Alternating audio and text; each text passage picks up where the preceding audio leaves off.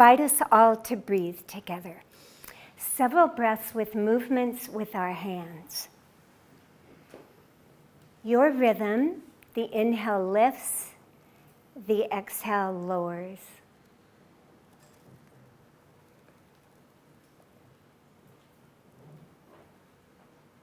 Noticing the sense of taking in and letting go.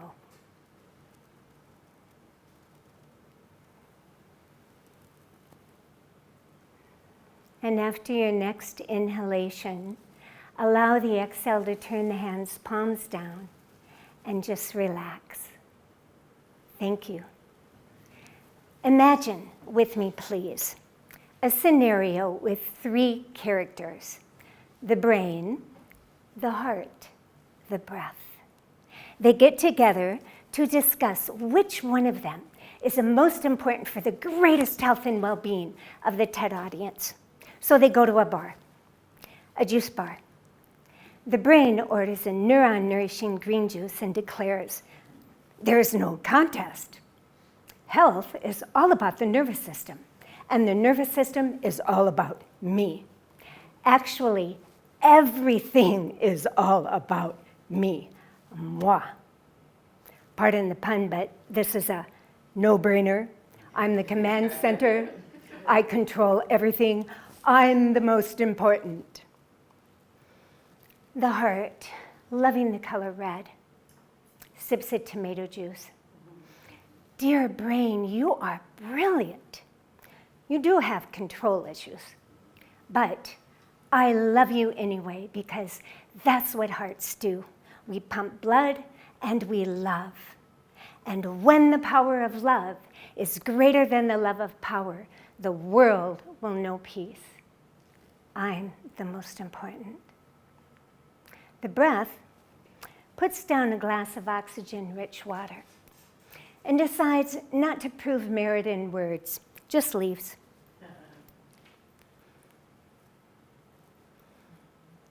Doesn't take long. "Breath, breath, please come back. You win. We can't do anything without you." The breath humbly returns. "It's true. You are magnificent, but I am your fuel, energy, and power source for everything that you do. How well I function determines how well you function. Let's drop this competition and let's collaborate. Utilize my power to enhance all your functions and strengthen resilience, and allow my presence and peace to create calm, caring, focus. Together as a team, we create the greatest well-being to survive and thrive." So, that story and this talk have 3 main messages. Breath is life. There is extraordinary power in your ordinary breath. Change your breath, change your life. How many of you have ever had an experience that you can laugh at now, but was also painful when it happened? Yes. One of mine was freezing on stage, terrified, unable to utter a word. Worse, my husband-to-be and boss were watching. They at first thought, "Is she not speaking for effect?" But then it went on and on and on, and finally I had to be helped off the stage. Never ever thinking that I could be on a stage again. But I am. I am. Because of breath literacy and my passion for sharing. Have you ever thought of breath literacy? Probably not. Why not? It is our foundational literacy for life. Breath literacy is the wisdom and the knowledge of how to breathe optimally, the best that we can breathe, moment by moment, breath by breath. It is an art and a science with ABCs, techniques of awareness, balance, connection. When I first really understood the importance of breath literacy in my body, I was on a Himalayan mountain on my way to Mount Everest Base Camp. I'd begun to feel the effects of oxygen deprivation, low energy, muddled thinking, restless sleep, effects that we can all feel, even at sea level, if we are not breathing well. I learned on those mountains so viscerally that breath is all about oxygen and stamina for everything that we need and want to do in life, on a mountain and life. After numerous treks on my own, I began to take groups to the Himalayas and the Andes. I witnessed how breath literacy enabled participants to achieve literal and metaphorical peak performances, like reach heights that they never thought they could. Sometimes one step to one breath, over and over.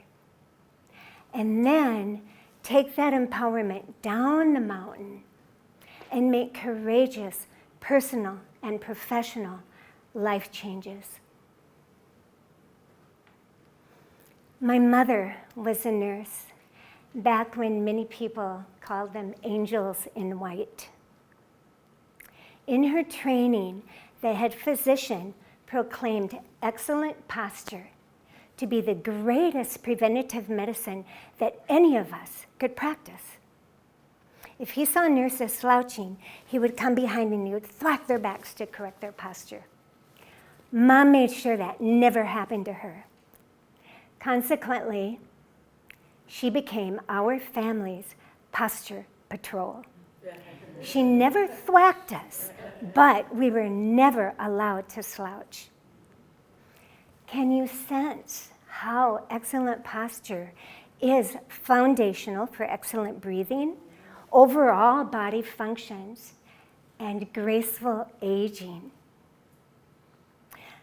Mom just couldn't fathom why I was so impassioned with breath. It wasn't in her training until she was in her 80s, diagnosed with high blood pressure.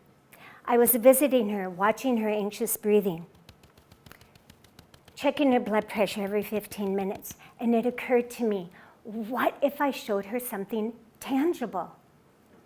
Mom, please check my blood pressure. Excellent, Lori. Thank you, Mom. Now look what happens when I breathe like you're breathing. For 90 seconds, I breathed anxiously, shallowly. Mom's eyes grew big as the numbers went up. Now, Mom, look what happens when I breathe differently. For another 90 seconds, I breathe low and slow.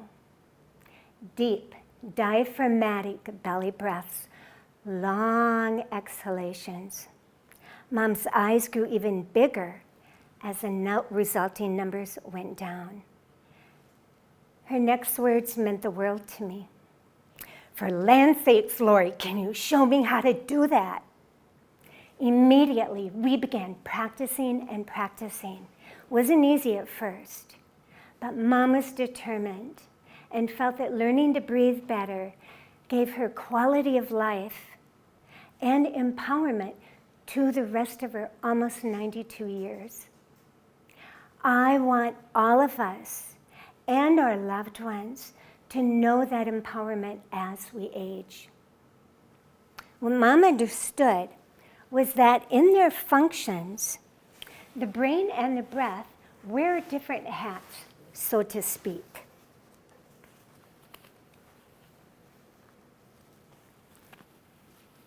CROC, for short, is the hat for our reptilian hindbrain.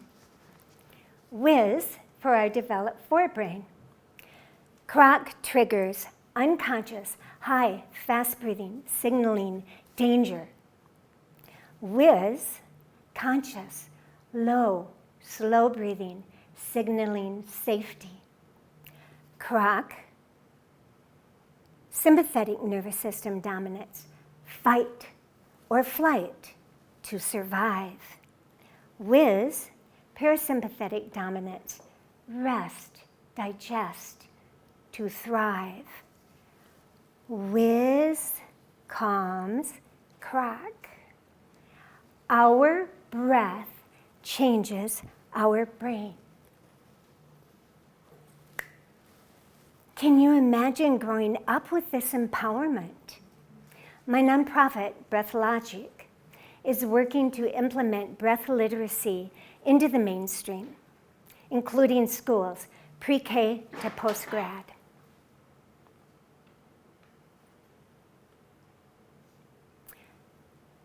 Stress and anxiety are epidemic for adults and children alike. Have you ever noticed that when you're stressed, it's hard to breathe, to learn, to remember? If our breath isn't flowing easily, information also isn't flowing easily from short-term to long-term memory. Breath and breath literacy are all about ease. They're easy. Simple breath awareness is the foundation.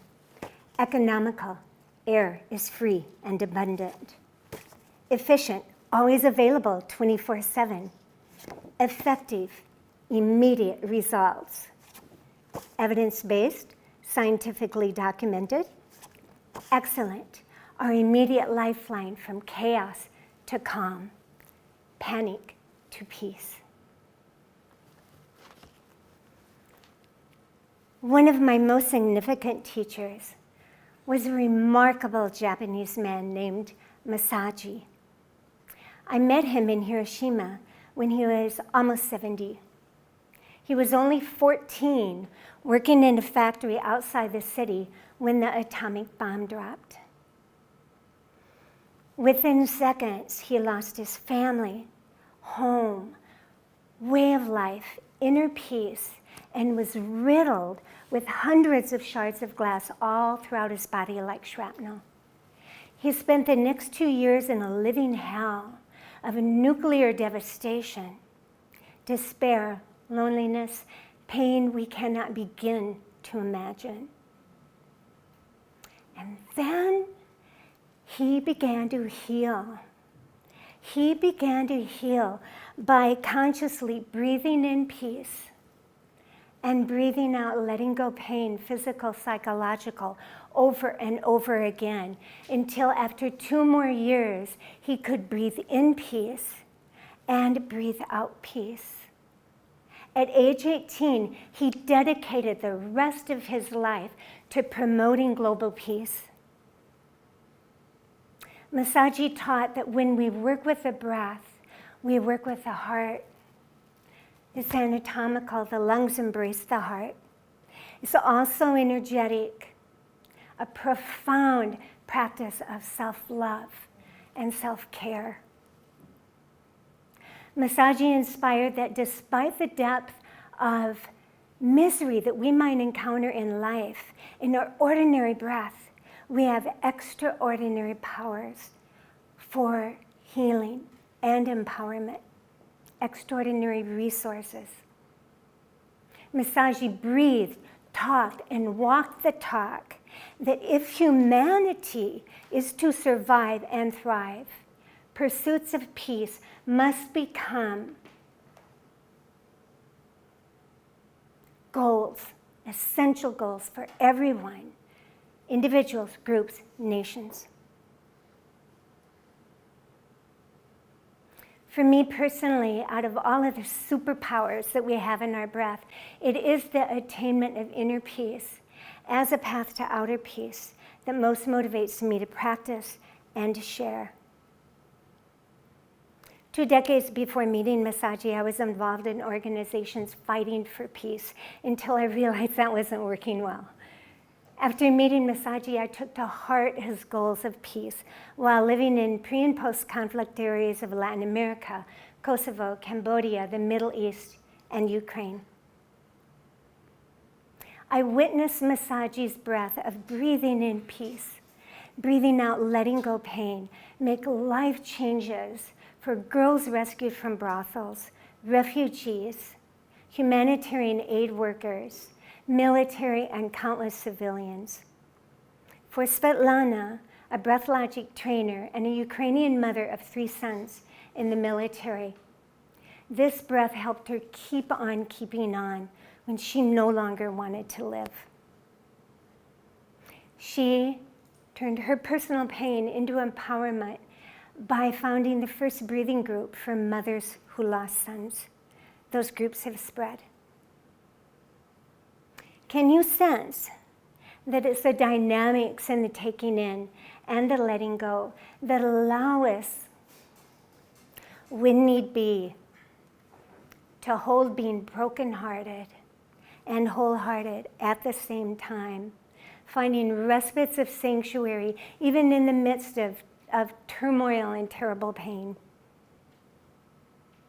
Right now on our planet, we are living in unprecedented times of uncertainty and divisiveness. It is more essential than ever that we utilize the ever-present precious powers of our breath to shift us from states of fear, blame, chaos, to more peace, joy, love. Martin Luther King told us hate cannot drive out hate. Only love can do that. Gandhi taught, be the change you wish to see in the world. Masaji showed we can breathe that change. How would your life be different tomorrow if you began your day breathing peace, low and slow? How might our world be different tomorrow if more and more of us began our days breathing peace, low and slow? Because at the end of the day, these things matter most. How well did you live? How well did you love? How well did you let go? How well did you breathe? Breath is life. Thank you.